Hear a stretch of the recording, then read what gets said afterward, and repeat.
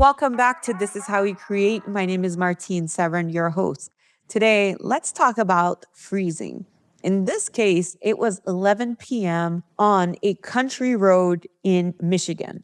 And as I'm driving my car down the road, there is a deer in my path. We lock eyes, and the animal doesn't bolt. It doesn't leap gracefully into the pine. It just stops. And it seems like his muscles are rigid, his breath is caught in this terrible space, this impulse between action and inaction.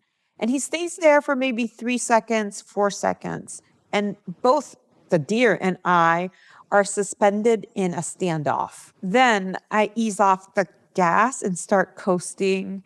And just like that, the spell is broken. The deer crashes sideways into the dark and goes into the woods. My family laughs at the same thing each time we see a deer. And we simply say, oh dear. Every time we say this, it's become this silly joke between us about when the deer freezes. And the more we say this joke, the more I realize that I do it too. I freeze. Certainly not on the back roads in Michigan, but in my studio, at my desk on January 1st, when I've just mapped out all of my goals for the year. And when I do that, my heart starts races because I see a path ahead. The path is clear, it's illuminating with possibilities, right? And then something happens and I go absolutely still. And you know this feeling when you've declared your intention to the universe, when you've bought your domain name, you've cleared your schedule for however many weeks, and you've told your best friend that you're working on the manuscript that you're going to finish, and you're going to do a pitch, or you're going to do a business launch, whatever that big audacious goal that you have that you're going to do when you've mapped it out and you want to do it, what happens afterwards? Be honest with yourself.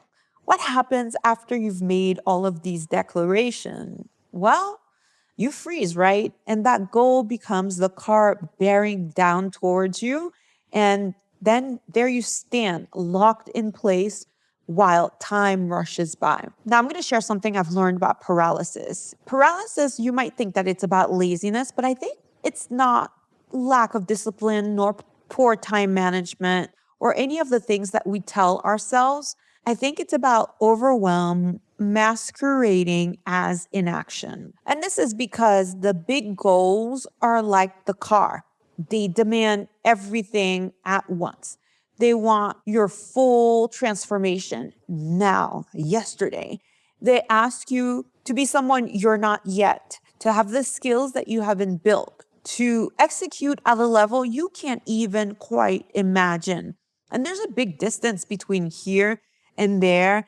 And that distance can be a canyon that you just can't see across. Research on productivity systems talks about instead of doing actual work that you tend to do other things, you think that the moment that you're looking for, it needs to be perfect, that you need to have perfect energy, perfect clarity on what comes next. And the deer is like that excuse. It's like your nervous system is wired for survival, not necessarily strategy. What's ours, right? I've come to reframe everything that I know about approaching goals that scare me. And friend, this is not going to be revolutionary. And it also isn't going to be a viral hack that changes everything it's not going to change your life overnight. It's just this. Stop looking at the car, look at your feet instead. When I set a big goal now, I really don't think about the outcome. I don't visualize the book launch or the sold out shows or the bank account with all of those extra zeros. And here's why. Those images are really beautiful, but they're also paralyzing. They're the headlights instead of thinking about the inputs. And I think about what can I do for the next 45 minutes instead? Just 45 minutes. One Pomodoro, one movement.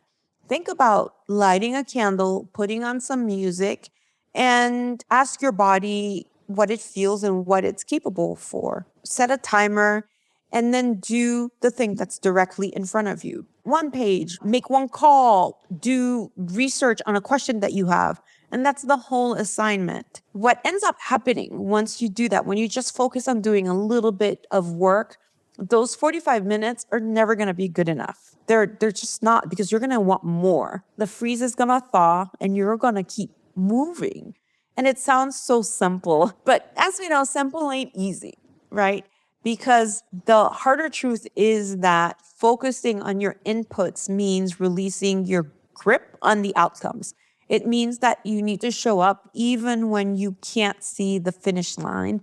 And it means trusting that small, consistent action, that it's going to accumulate to something much, much, much bigger than all the things that you imagine. It means learning to move through the headlights instead of standing there frozen in place. Now, I want you to really think about this, because every goal worth pursuing requires some kind of trust, whether it's losing weight and creating meals and having workout and working out on days when you don't even feel like it. But it means showing up, whether it's a wedding that you're planning, whatever it is that you're doing, you just can't rush the distance.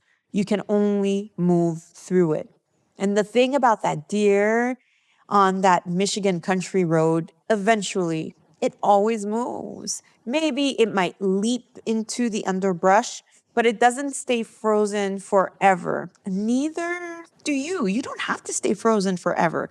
So if you're stuck right now, if you set a goal that is really big and it's now become a source of shame instead of excitement, if you're avoiding your own ambition because it feels really way too big, too impossible, try this. Forget the goal for a minute. Forget it. Set a timer for 45 minutes.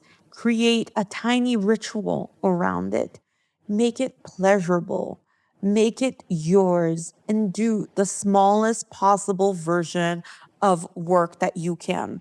Don't write the whole manuscript. Instead of the whole manuscript, think about one paragraph. Instead of the business plan, think about just the mission. Instead of like a really great buff physique, think about just walking for 10 minutes. Just do it. The point isn't to search for perfection.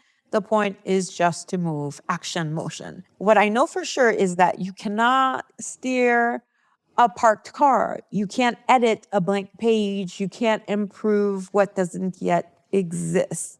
You have to move, even if it's messy, even if it's clunky, even if you're scared, even when you're not sure where you're going. That's it. That's all I'm offering you today, my friend. This isn't a productivity hack.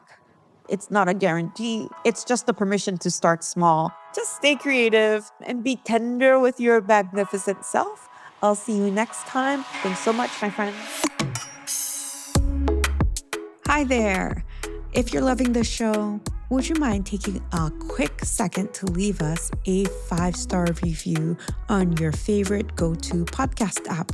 While you're at it, subscribe to our Substack newsletter, Creative Matters. You can find the link to subscribe in the show notes. All right, that's all that I have for you today. Bye.